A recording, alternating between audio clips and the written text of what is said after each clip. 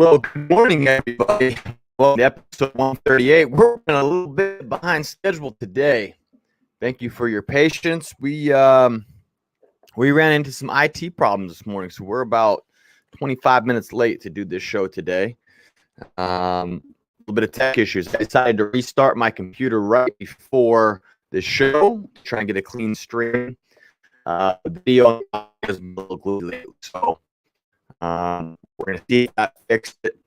Looks sort of a little bit on my end, but we've had some issues with the audio. So that's one of the issues with running a live show is, if anything messes up, you kind of got to go with the flow. So episode 138 here, starting a little bit later than normal. Throw a flex emoji in the comments if you guys are still with me, if you guys are ready to absorb this information, and let's have a conversation about health and fitness. And the way that you can conversate in this episode is you can type anything you want in that comment section. So today we're going to talk about how long should you work out be. Monday to Friday, 9 a.m. Pacific Standard Time on both YouTubers and Spotify and iTunes. Just look up the School of S.H.R.E.D. It's the to you, the because School of S.H.R.E.D. is taken everywhere. So it's the School of S.H.R.E.D. So anyway, yeah, that's about it. Listen to it here. If you have any questions, ask them as we move on through this segment today. This is episode 138. How long should you work out? So this is one of the biggest pretty much if you're in shape, if you want abs, if you want to lose body fat. People want to know the time commitment, which is a question. It's a question, like I said, I get all the time, and you would be surprised at the answer. And so that's what we're going to talk about today. There's a few different things to unpack. So first thing that I want to know when somebody's action is, who is that person? So what's the collection of information? So do they have injuries? Do they have limitations? This who, what is their goal, right? Where do they want to go with their body, with their health? What do they have available as far as joint positions and motions? Test activation with load. When it comes to nutrition, what do they have as far as they have any issues that are holding them back with their digestive health and things like that? What can they own? Exercise in the workout portion of things. What can they own? So what amount of load can I put on an exercise, and can the person be responsible for move through the range, jerky motions, or losing ownership? Okay, what is lack of ownership, right? If you were to picture that somebody on a squat right now, if they didn't have ownership, what would you be picturing in your head right now? You'd probably be picturing somebody whose knees might be moving in and out. They're wiggling throughout the motion. Maybe they're slamming into the bottom, and they're not. So this idea of ownership, one of the most important things that we need to be looking at. And then tolerance. What can the person tolerate as far as force tolerance? How many steps based off the client. But that's a thought process. What you can take away from this today is going to be, we're just going to break this down into two simple categories, oversimplified categories here. We're going to look at single set resistance training, and we're going to look at circuit training, or style training. So, and then we'll talk about cardio here a little bit as well. So when it comes to like single set training, this is more of the standardized weightlifting, traditional type weightlifting, building out weightlifting, first working out. And so this type of weightlifting will usually be a little longer duration. This is the most enjoyable form. I tend to like this type of weightlifting most. And this is where you look at anywhere from 15 to 21 sets. Doesn't have to be within those, just typically where you end up. So if you take 3 sets of every muscle group, so say you got like chest, back, legs, shoulders, biceps, and triceps, you're going to about 18 sets in a workout if you're going to do sets for each. and that would be like a full body type routine. So when you're doing this type of a plan, say anywhere from 3 to 15 repetitions with weight. You might be doing things like deadlifts and bench presses, or any type of press.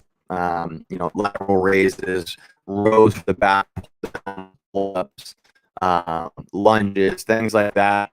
There's a few different ways you can do a program like that. The first split, full split. So this is available because you're capitalizing on frequency during the week. So you're going to hit every muscle very frequently. And what that's going to do is send a muscle building signal to those areas, right? You're going to be damaging those tissues a little bit for a long period of time, which has a different benefit. So that's full body. The other way that you can slice up this little piece of pie is meat pie. You can do up lower split. All right. So say if you do full body, you can do 3 days a week, 4 days a week, 5 days a week, whatever you want to do there. The more times a week you want to train, that you want to kind of kick down the intensity. Now, if you're advanced, you can but it's depending on how hard you want to train, or how hard can you train. This could be talking about that tolerance. Like, what can you tolerate? Right? Some people can tolerate when they work their bodies and their muscles up to a certain point. They can tolerate going to failure and doing drop sets and all this great stuff for muscle hypertrophy day after day after day. I know for me, transitioned over years into a full body routine that I'll do every day and push it real hard.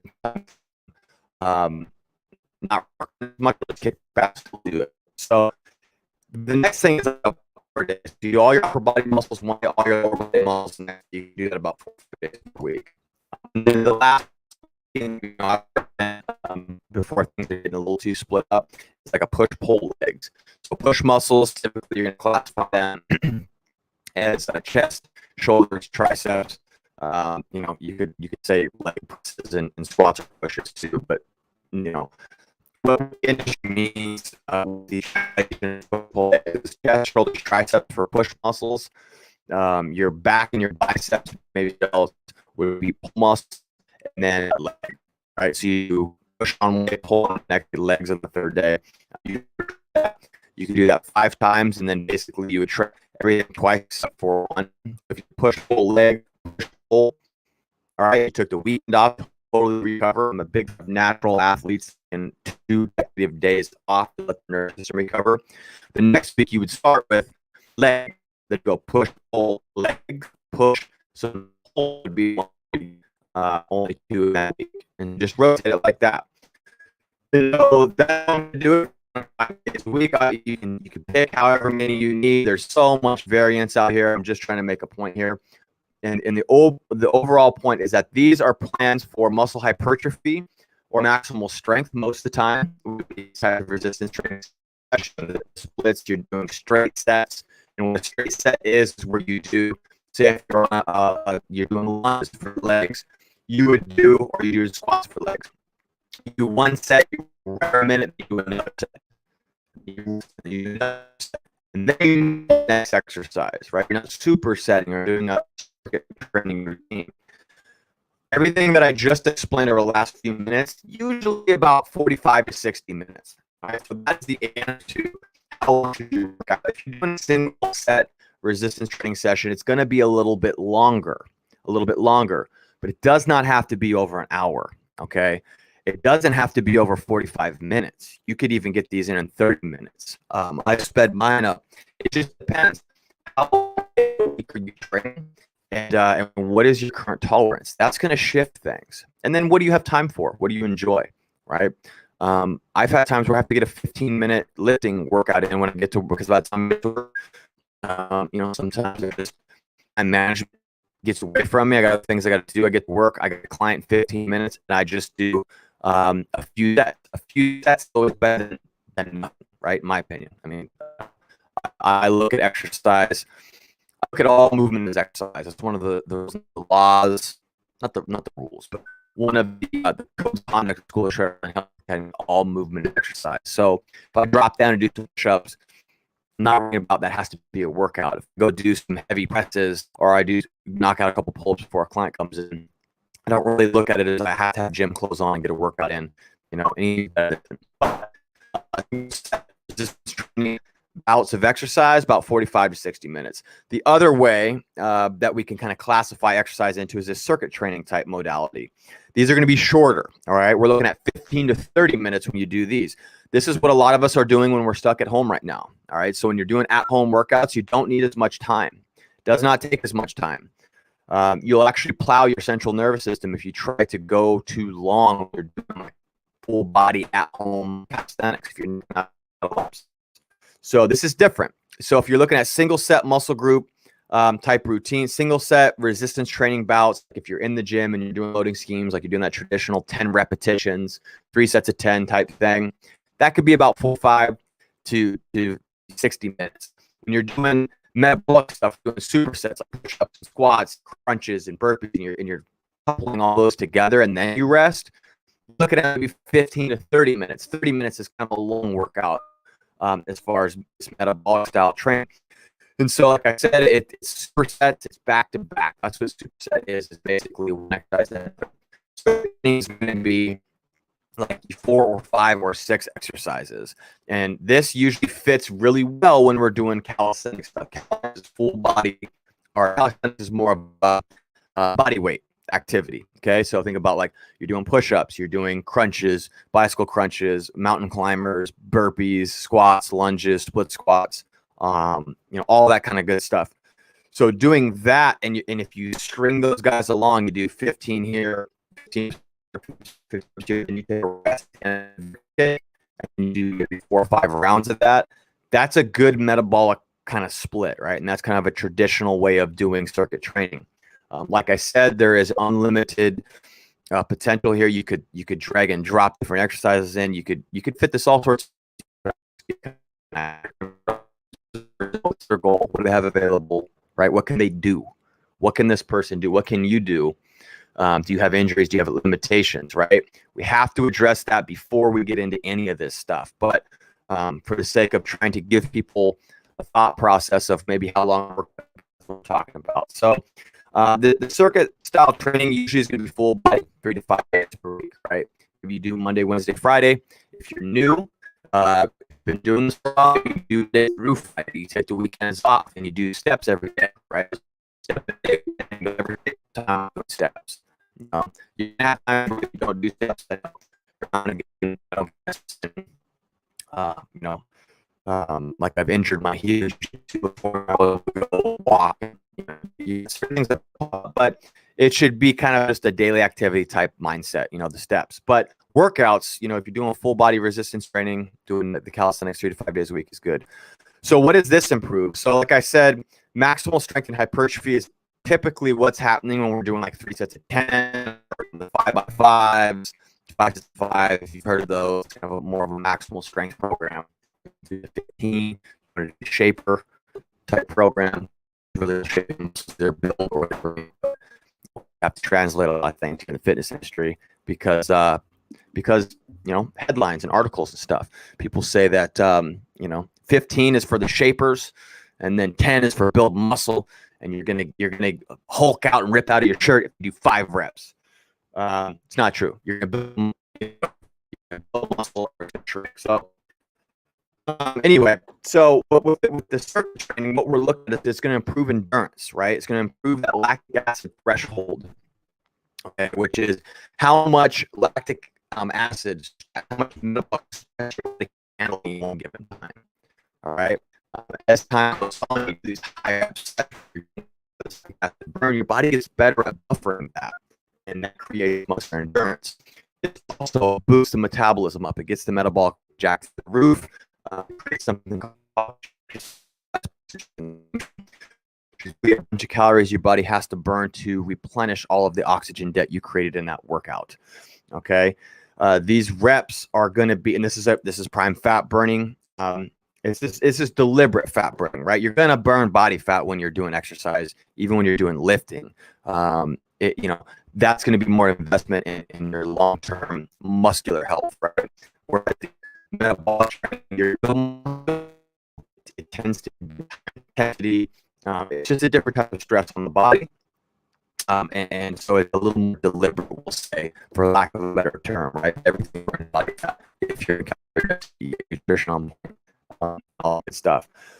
So anyway, these are gonna be 15 to 30 minutes though, right? So that's basically the bare bones of it. You do 10 burpees every minute on the minute for 15 minutes. Boom, you're gonna be wiped out from that. It's 150 burpees. Yeah, so like the little game and stuff. So 15 to 30 minutes. So it depends on what type of routine you're doing. If you're gonna lift weights, maybe you're doing 45 to 60 minutes. If you're gonna be, you do that 3 times a week. If you're doing exercise from at home, or you're doing circuit training with higher reps, and you're 10 reps, maybe you're only 15 to 30 minutes long. And so that's how two classifications. We'll talk about cardio. How long should you work out if you're doing cardio? So there's 3 different ways of doing cardio. They are abbreviated as HIIT, MIT, and LIST. So HIIT is high intensity training where you have short periods of low activity, like maybe you're jogging or you're walking for a minute, and you spend all out for a minute or 30 seconds or 10 seconds, and there's a lot of different ways to do this. But you're basically doing rounds, right? So one example of this is what I do on one of my spin bikes. I just basically recover. I barely pedal. I do 10 rounds of that. It's about a 12-minute workout, and then with a cool down, it's a 15-minute workout. So these HIIT sessions can be 15, 20 minutes long. You go to a field and you run sprints 50 yards down, and then you jog back and you do 10 rounds of that. That's basically a HIIT cardio session. You'll knock that out in probably 15 to 20 minutes. You're not going to be able to do a long, hour-long session of HIIT cardio, right? Because what's going to happen is your performance is going to slip because you've burnt up all your glycogen. You've used your ATP, which is the energy currency of the muscles. You have to rest. You don't have the option. You can't just, if you're doing a high intensity for an hour and a half, you're not interval training. It's not that hard in your system. Your body's adapted and it's become more of a moderate intensity steady state, which is the second one we're talking about. This could typically be like a jog. You go for a 30 or 40 jog. This is moderate intensity state, kind of moderate heart rate, maybe 67% of your maximal heart rate. Push that maximum down, 85 to 90%, and then you have list the last one. This is low intensity. All right, so low intensity, you can go longer. Right, so let's go for a walk, a 60-minute walk, a 90-minute walk, walking several times a day. That's low intensity steady state. Going for a 30 to 40-minute jog would be moderate intensity heart rate for a longer period of time.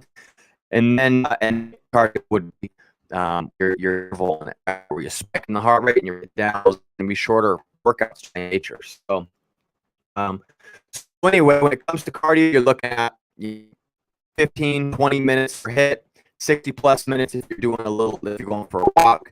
That's how long you might want to look at working out there. When it comes to resistance training, if you're doing 3 to 5 days per week, if you're lifting weights, typically those will be 45 to 60 minutes as a general rule.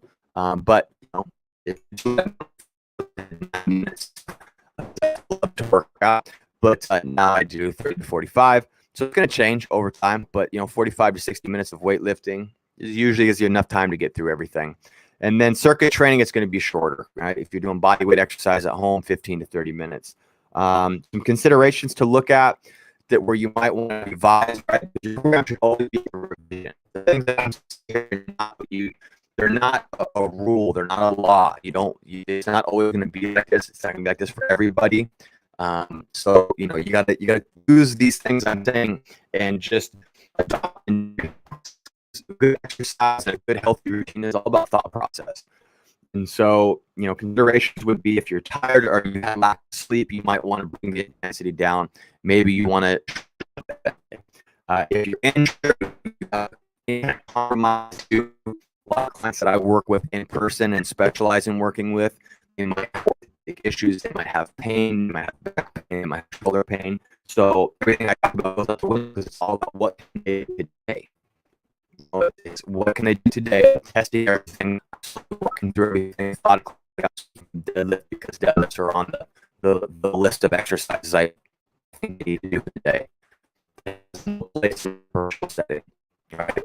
But if you're healthy and you kind of just you can do it, you have a lot of ability and you have a high tolerance for forces, then yeah, you can break your workout down and go do it. But there's a different process with different people, and so look at that. Are you injured? Are you compromised? If you have a lack of enthusiasm or lack of motivation, this could be a sign that your nervous system is a bit overtrained. It could be a sign that you're eating poorly. We talked about that, I believe, yesterday. But lack of enthusiasm, just out. Your nervous system might be weakened because of lots of exercise, to where your body doesn't want to work out. And it's trying to send you a message via your hormone complex in your hormones. It's saying, hey, dude, we need to chill out. So doesn't mean you don't exercise. It's just right. You can really kick back. Maybe not so much of that day. Or maybe you do some, simple leg stuff, or maybe you go for a walk instead. You're always doing activity, right? More important to be active than it is to work out constantly.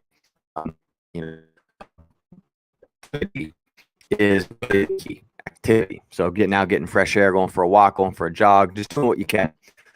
If you have a lot of enthusiasm or motivation, what do you like to do? And then calories. So doing like a low calorie diet, you're trying to lose weight, you might want to modulate your program as well, right? You might need to work out less. You get a spike of cortisol, maybe you want to work out more. What you might notice is when you get into a calorie deficit in the very beginning, you usually have a ton of energy because your body starts tapping into fat, starts burning fat. You start and you start to produce more cortisol and epinephrine. It gives you energy. It charges you up. It makes you motivated. It makes you want to work out. So you might work out longer for a short period of time, but if you maintain a calorie deficit, eventually it's going to be harder and harder to stay motivated. So that I recommend people into the tortoise, not the hare, right? Where you start to go slow and consistent over time, because you're more likely to stay on your plan, as opposed to just jackhammering yourself all the time. And then pretty soon you're burnt out. You want to overeat. You want to. That can happen. I've experienced that before from going too hard and eating too little. So anyway, that's it for today. That's how long should you work out. So there's a considerations, there's a thought process behind it. That's episode 138 of the School of S.H.R.E.D. One and only School of S.H.R.E.D. Go to theschoolofshred.com. You can learn more about the online health academy. You can sign up in January to sign up. Let's get ready. We're going to start our first 90 days here. We have other classes starting in the second quarter. It's an exciting time period for health and fitness right now. There's no better time to reclaim your health and fitness and rediscover and relearn your health and fitness than it is right now. So let's go into 2020 shredding. All right. With that, I want you to stay strong and healthy in body, stay relentless and energized in spirit, stay determined in your pursuits today. Go shred the day and get better in every way. Until next time, class is dismissed. Sure. All right. See you guys. Have a good day.